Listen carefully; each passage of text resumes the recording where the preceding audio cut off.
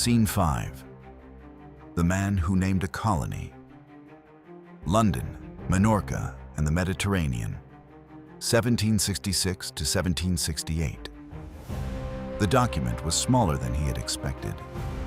Andrew Turnbull stood on the steps of the Privy Council building on a grey London morning in the autumn of 1766 and looked at the surveyor's grant in his hands.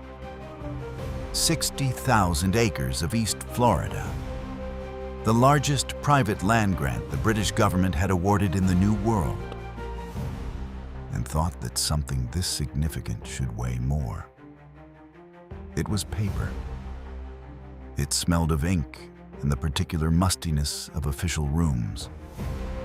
A clerk had handed it to him, the way a clerk hands a man anything, without ceremony, already reaching for the next folder before Turnbull had turned to leave. He tucked it into his leather portfolio and walked down to where his carriage was waiting. He had been planning this for 3 years. The idea had come to him in the specific way ideas come to men who have spent time in the right places, not as a sudden flash, but as a slow accumulation of observations clicking into alignment. He had been British Consul in Smyrna for nearly a decade. He knew the Mediterranean. He knew its people, their endurance, their relationship with heat and poor soil, and the hard agriculture of coastal lands, their capacity to extract productivity from conditions that would defeat an Englishman in a fortnight. And he knew Florida. He had seen the maps, read the surveys, spoken with men who had been to the peninsula's east coast. The climate was brutal but survivable. The soil was rich where it wasn't swamp. The Crown was offering land in proportions that would have been inconceivable anywhere in Europe. The formula seemed simple. Mediterranean labor, Florida land, British capital. He looked out the carriage window at the grey London streets and permitted himself, briefly, the pleasure of imagining what it would become. The pleasure lasted until he remembered that imagining was not the same as financing. His own grant was 20,000 acres. Enough land to build something significant. But land without capital was simply scenery. He needed ships to carry workers. He needed provisions for the crossing and for the first season in Florida before any crop could be harvested.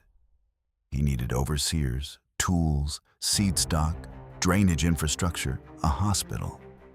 He needed, in sum, more money than a Scottish physician, however well connected, could raise alone. He had his partners for that. Sir William Duncan was the first and most important of them. Duncan was physician to King George III himself, a position that opened every door in London and shut none. He was a man of considerable wealth, considerable influence, and the particular appetite of someone who had already achieved everything his profession could offer and was now looking for something larger to put his name on. He had taken a 20,000-acre grant of his own, adjacent to Turnbull's, and his capital contribution was what made the recruitment voyage possible. When Turnbull imagined the ships sailing from Gibraltar, it was Duncan's money that put them in the water. The third partner was more complicated. George Grenville had served as Prime Minister of England from 1763 to 1765. Long enough to author the Stamp Act that had set the American colonies on their current trajectory toward rebellion, and short enough that he was now a private citizen with political opinions, substantial connections, and money looking for a home. He was interested in the Florida venture.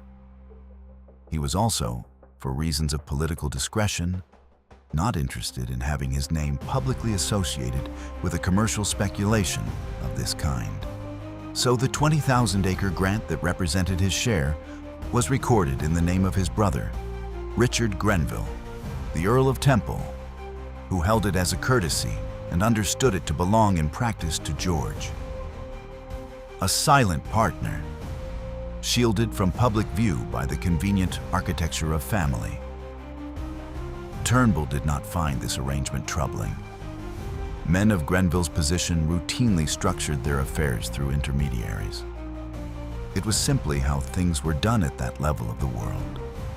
What mattered was that the capital was real, the commitment was binding, and the 60,000 acres of East Florida that the three of them controlled together constituted the largest private colonial grant the British government had awarded in the New World. There was also Lady Mary Duncan, Sir William's wife, born Mary Tufton, daughter of the Earl of Thanet, a woman who had the bloodlines of the English aristocracy and the practical intelligence of someone who had spent her adult life managing a physician's household and watching money move through London's upper circles. She was not a partner in any formal sense, but she was a presence in the arrangement, attentive to the correspondence, watchful of the accounts, and possessed of the kind of quiet authority that a wife exercises when her husband's fortune is substantially committed to another man's plan in a distant colony. Turnbull had learned early to answer her questions with the same care he gave to Duncan's.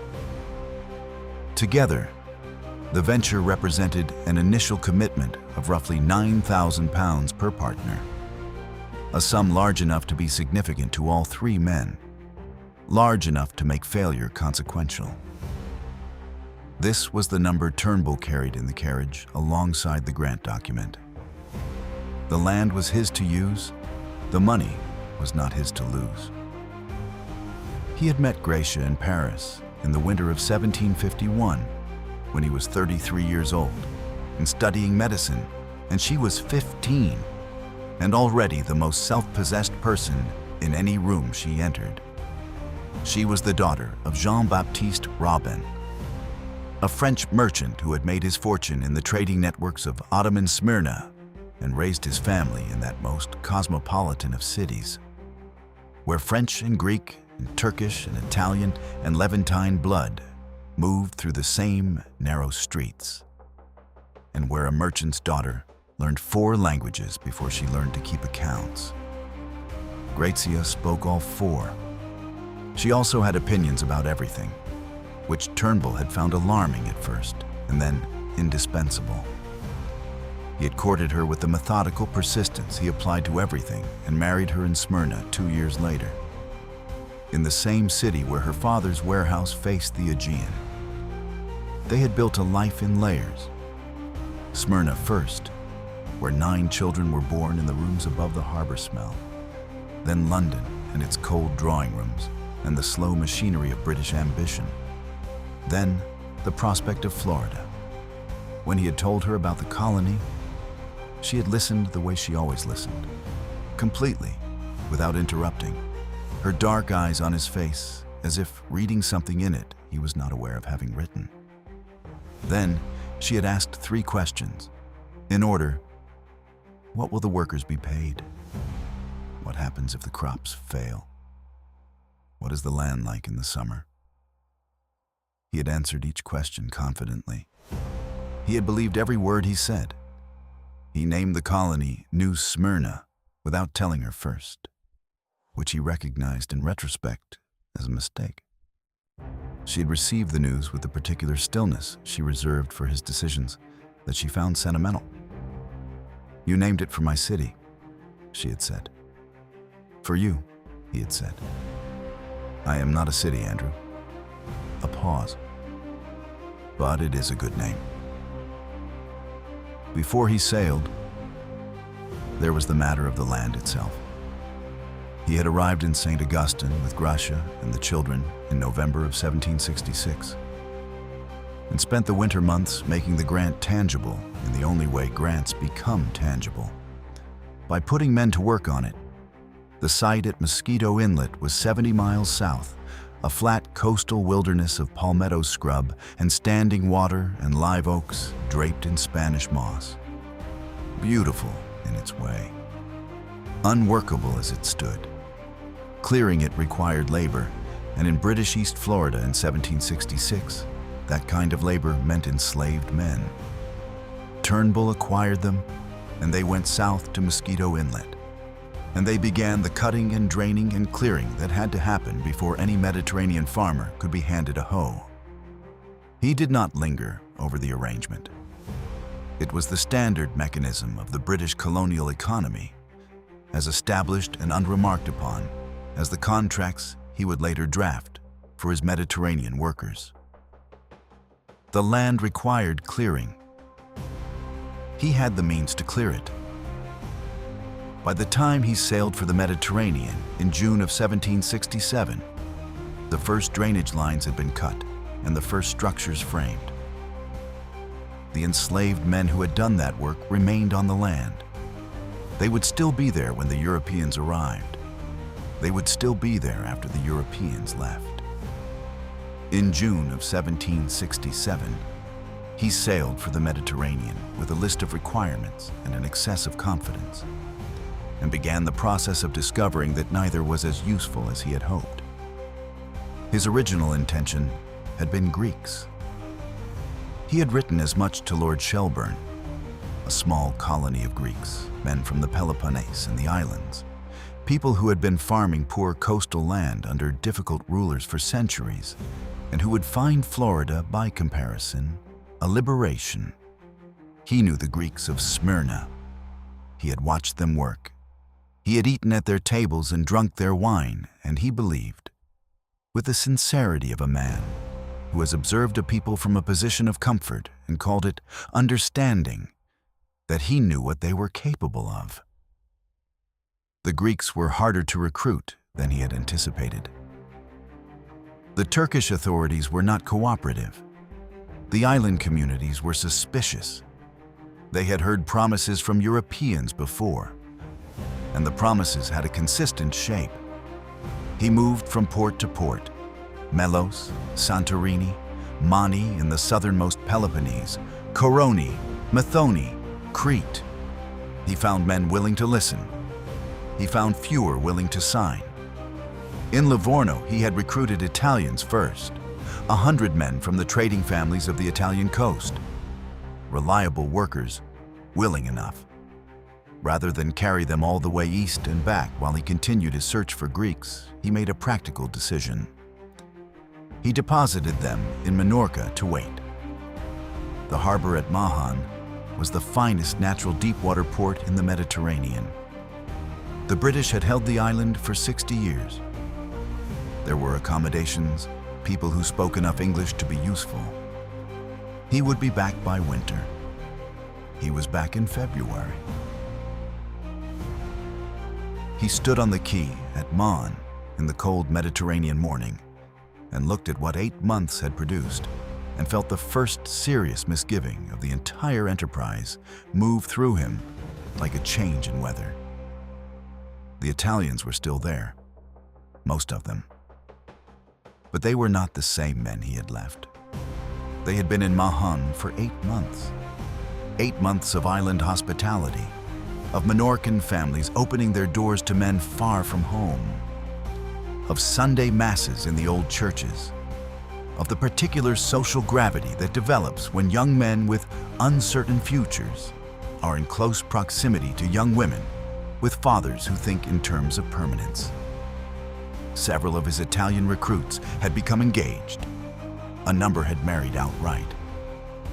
And the married men had wives, and the wives had families. His agent, a nervous Englishman named Fitch, met him at the dock. There are some complications, Fitch said. There were considerably more than some. The Minorcans had heard about Florida the way news travels in a port community, in pieces, accumulating, growing in the retelling until the picture assembled was larger and more luminous than the original. 50 acres of your own land after a few years of work. A new world. A British colony with a warm climate, abundant game, rivers full of fish. To a Minorcan farmer watching his children grow up on an island with finite soil and no prospect of expansion, the arithmetic was straightforward. They came to find him that first day. Not aggressively. Minorcans were not an aggressive people in his experience, but they were persistent in the particular Mediterranean way that mistakes patience for weakness and then quietly outlasts it. A man named Ponce, father of the girl who had married one of his Italian carpenters, appeared at his lodgings with his hat in his hands and 3 of his brothers-in-law behind him. They understood there was passage available to Florida. They understood the work was hard but honest.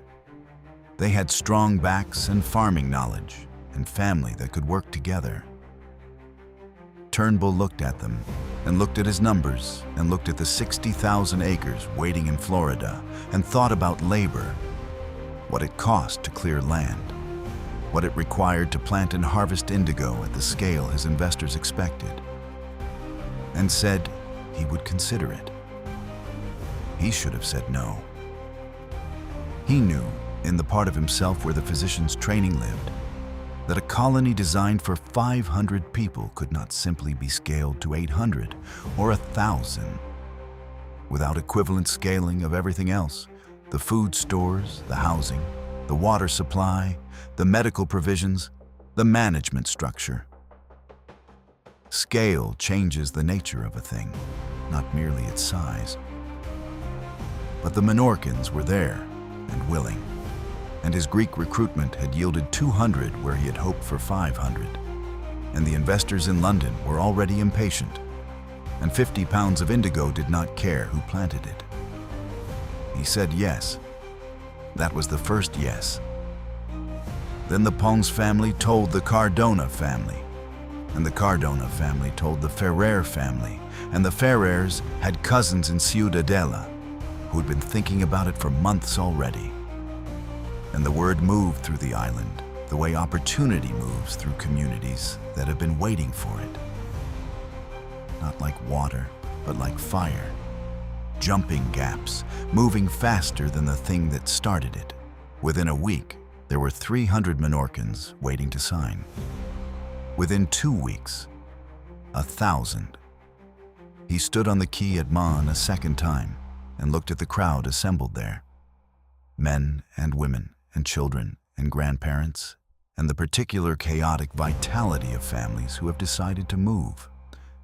And made the calculation again, the same calculation he had made with Ponce's father-in-law, and arrived at the same answer, and should have stopped himself, and did not. He had been away from home for a year and a half. Gracia was in St. Augustine with the children, waiting. The investors were waiting. Florida was waiting. And here was the labor, fully assembled, asking to come. He signed them. On April 17, 1768, he left Mahon harbor with 8 ships and 1,403 souls, and arrangements made for 500. He wrote to his partner Duncan from Gibraltar, reporting the numbers with the careful optimism of a man who is committed to something large enough that doubt is no longer useful. He did not write about the moment on the Mahon dock when he had known. The crossing took nearly 4 months. He had known there would be losses. Transatlantic crossings always produced losses. This was a mathematical fact of the era, as established and impersonal as tide charts. He had accounted for it. What he had not accounted for was the specific arithmetic of 1,400 people in 8 ships across 4 months of Atlantic summer, with provisions calibrated for 500. He recorded the deaths in his log with the precision his medical training demanded. Scurvy, primarily. Fever. The particular exhaustion that comes from being confined and hungry in a hot space for weeks at a time. When the ships entered the harbor at Mosquito Inlet in August, 148 people who had boarded at Gibraltar did not disembark. He stood on the deck and watched the survivors come ashore. They were thinner than they had been, the children especially. Some of the older people moved with the careful deliberateness of those whose bodies had been reminded, recently and thoroughly, of their own fragility. They looked at the Florida coast, the flat scrub, the palms, the brutal August heat already pressing down at 9 in the morning. with the expression of people who have been told a story for months and are now standing in the place the story described, making the adjustment between the version in their heads and the version under their feet. The housing prepared for them accommodated 500. Turnbull stood on the dock and looked at the 1,255 people who remained and made the calculations he was required to make. More palm huts would need to be constructed. Temporary, obviously, a matter of weeks before the permanent quarters were ready. The fields needed to be cleared before the indigo could be planted. The drainage canal system would require more labor than originally surveyed. The overseers would need to be efficient. He used the word efficient to himself deliberately because it was the right word for what the situation required, and because it left no room for the other words that hovered at its edges. He went ashore. Behind him, Mosquito Inlet glittered in the August sun, beautiful and indifferent, and the forest of East Florida pressed in from every direction, and 1,400 people who had crossed an ocean on the strength of his word began the work of learning what that word had cost them.